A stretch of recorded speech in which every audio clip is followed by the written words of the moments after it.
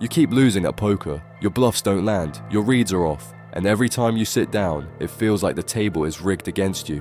But what if I told you the truth has been in front of you all along, and Tom Dwan, one of the most fearless minds in poker history, is about to reveal it?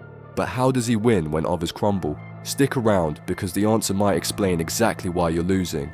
Before Tom Dwan was walking away with million-dollar pots on live streams, he was just a teenager behind a computer screen.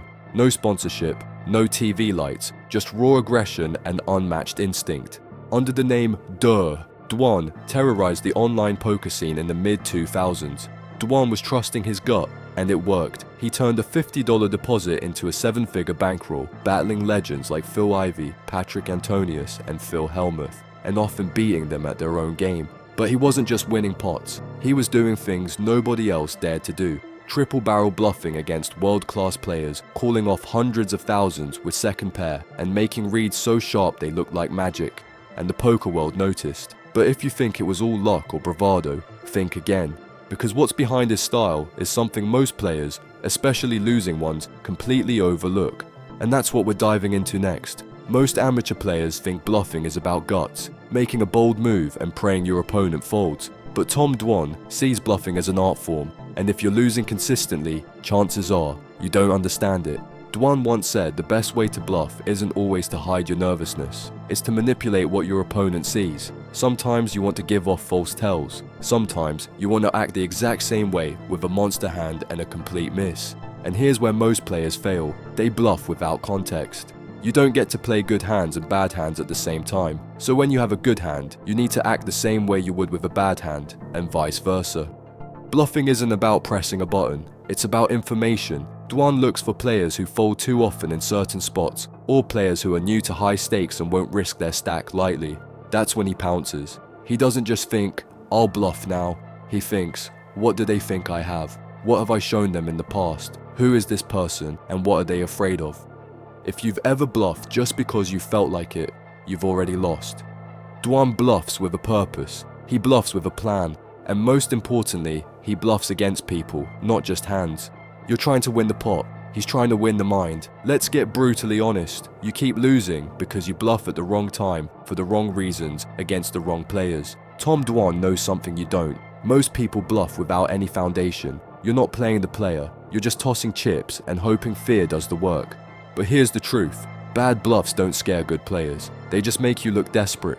Dwan explained that a good bluff needs two key elements, the right opponent and the right story. If your opponent is short on cash or completely unknown at the table, that might be your spot. If you've seen them fold to pressure before, you build on that. But if you're bluffing a seasoned pro who smells weakness like a shark smells blood, you're dead. Dwan in an interview. There are times when bluffing again immediately after being caught works, but only against elite opponents who think on multiple levels. Against most people, you need to wait. And that's another mistake you're making, bluffing too often after getting caught. Most players tilt. Dwan resets. He lets the table cool down before firing again. Another killer, your timing. Dwan uses position like a weapon. He knows that acting last gives him one more data point, a check, a hesitation, a weird bet size. That's when he strikes. Meanwhile, you're firing from early position with no plan, no info, and no idea what you're up against. That's why your bluffs fail. You're guessing. He's calculating. And when the chips hit the felt, that difference can cost you tens of thousands, or worse, your entire stack. If you're not obsessed with your table position, your image, and the ranges you represent, you're already playing a losing game. But position alone isn't enough. Your image at the table is equally critical, and this is where Dwan is a master manipulator. He knows how he looks, wild, unpredictable, always one step from doing something crazy. But here's the secret, that image is calculated. It's why people pay him off when he has the nuts. They don't believe him. They've seen him bet big with nothing. So when he finally bets big with something, they convince themselves he's bluffing again. It's genius. And then there's range awareness. Most players only think about what they have. Dwan thinks about what they think he has. He asks, what hands do I look like I have? What story am I telling? If he free bets pre-flop, then bets the flop, then checks the turn.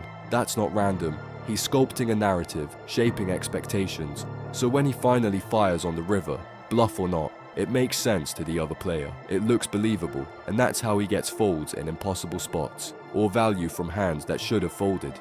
Meanwhile, you're probably telegraphing your range with every decision, betting big with big hands, checking weak ones, and folding anything marginal from early position. You play your cards, Dwan plays your perception, and that's the difference between surviving a session and dominating one.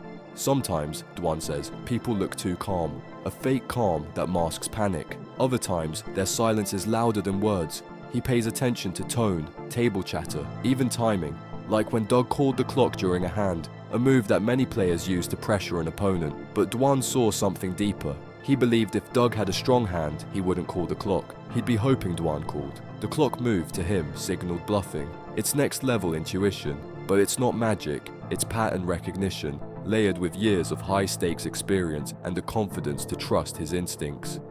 While most players are counting out, Tom Dwan is watching your posture, listening to your tone, and dissecting your personality in real time. You bring a calculator to the table, he brings a microscope. Let's be honest, you've watched the tutorials, you've studied charts, maybe you even paid for a poker course, but you're still stuck. So what's the problem? Tom Dwan and other elite players didn't become great by grinding solvers in isolation. They evolved by talking poker, constantly, obsessively, with other great players. Phil Galfond once said, "When I met Tom, I was playing 510. He was already at 5100, but he didn't gatekeep anything.